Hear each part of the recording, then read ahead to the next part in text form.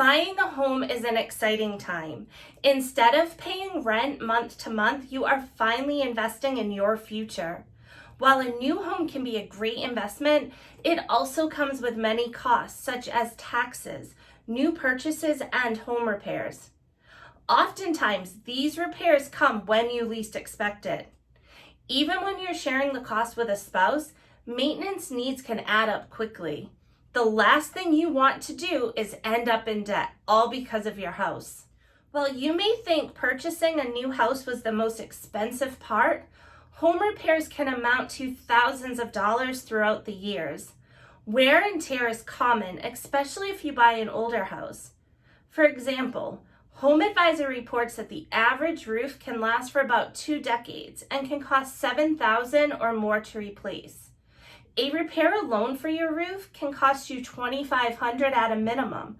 However, you can plan for these unexpected repairs.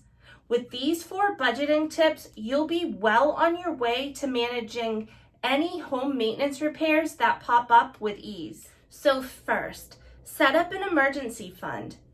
There's nothing worse than having a major home repair come up and not having enough funds to cover it. So as soon as you can, set up an emergency fund to account for any repairs beyond simple fixes. While there's no definite amount of money you should have in this account, $10,000 could be a good starting point.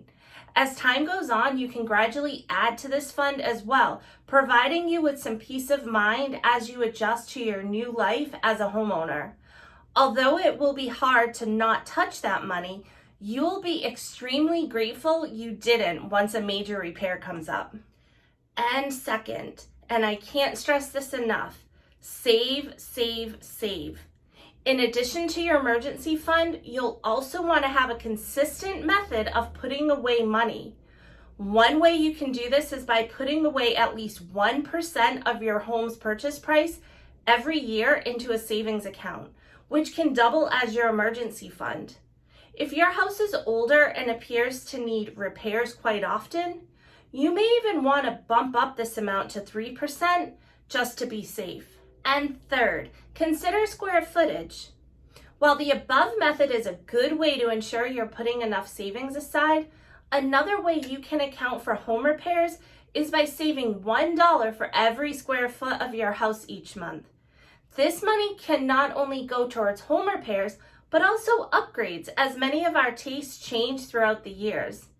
However, it's important to note that this budgeting technique does not take into account labor and material costs, which is why it's always a good idea to have an emergency fund as well while you work towards growing your savings account. And last, look at a variety of factors. A lot of factors can impact the number of repairs your new house will need. Examples include the type of house, its age, the overall condition, location, and even the weather where you're living. For each of these, add an additional 10% to your annual budget to ensure nothing falls through the cracks as you're planning ahead for your expenses. Compared to condos, townhouses, and duplexes, single-family homes are bound to have more maintenance need simply because of their size. Additionally, homes that are 10 to 20 years old require a moderate amount of repairs, while those that are 20 years or older most likely needing the most maintenance due to wear and tear. For more financial tips, be sure to follow my Instagram page, Financially Fit with Katie, and there you can also download my free Financially Fit 12-month planner. The link will be in the bio. Until next time, everyone, I hope you stay safe. Be well. Bye.